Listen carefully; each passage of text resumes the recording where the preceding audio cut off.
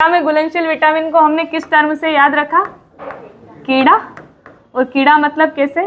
Vitamin के, vitamin E, vitamin D और vitamin A. और उसी में से हमने कौन सा विटामिन लिया है? Vitamin A. विटामिन ए का रासायनिक नाम रेटिनॉल।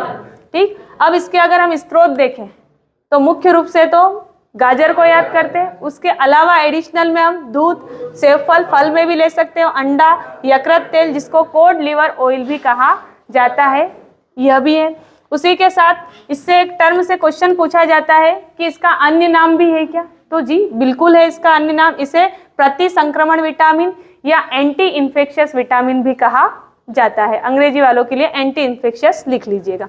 इसमें मुख्य रूप से जो रोग होते हैं वो कौन से? इसकी कमी से 2 रोग होते हैं। पहला कौन सा?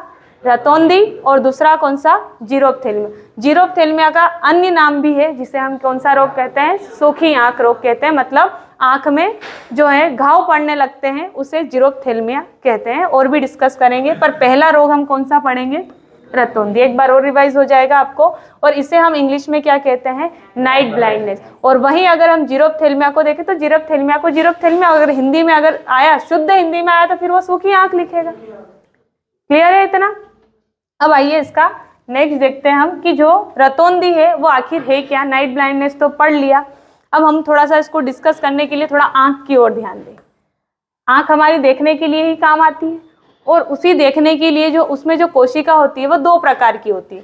एक है आपका शंकु, और दूसरी कौन सी कोशिका? शलाका। शंकु को इंग्लिश में कोन सेल, और शलाका को क्या कहते हैं? रोड सेल कहते हैं।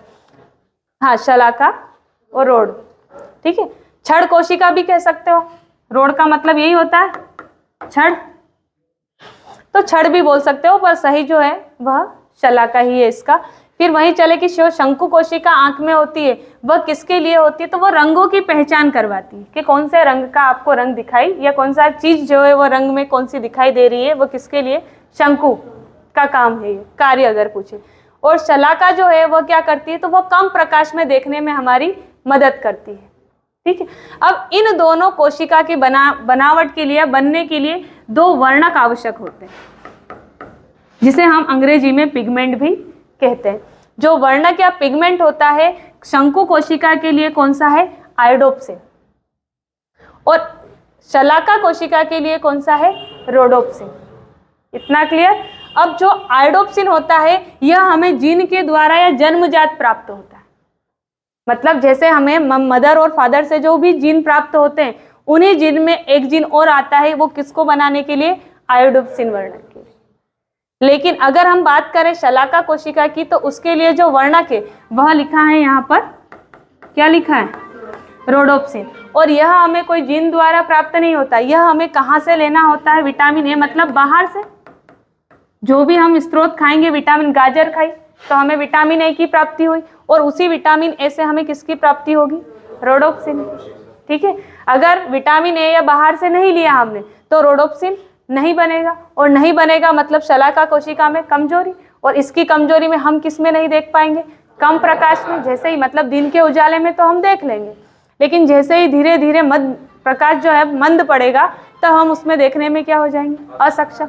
जब असक्षम हो जाएंगे तो हमें जो उससे होने वाला रोग है वह कौन सा है? रतौंधी। तो उसे ही हम इंग्लिश में नाइट ब्लाइंडनेस कहते हैं, नाइट का अंधा, ब्लाइंडनेस, और उसे रातिंदा के नाम से भी क्या है?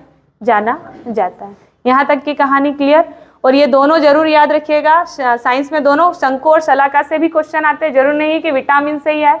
शंकु मतलब, और आप जिस कैसे याद रखोगे तो ये कौन है, और ये कलर और रंग, रंग को कलर भी कहते हैं इंग्लिश में, तो सीसी से हम याद रख लेते हैं कि ये कलर है और ये कौन है। ठीक है, तो कलर की पहचान के लिए कौन है? शंकु। और जब बच गया तो फिर वो कम प्रकाश, और कम प्रकाश के लिए शलाका, और फिर उसका वर्णक कौन सा है? Pigment, rhodopsin. और इसे हमें बाहर से प्राप्त करना पड़ता है, और इसके लिए मुख्य रूप से विटामिन ए रिस्पॉन्सिबल है। क्लियर? और एक और रोग होता है, इससे कौन सा बोला है? जीरोप्थेल्मिया ना।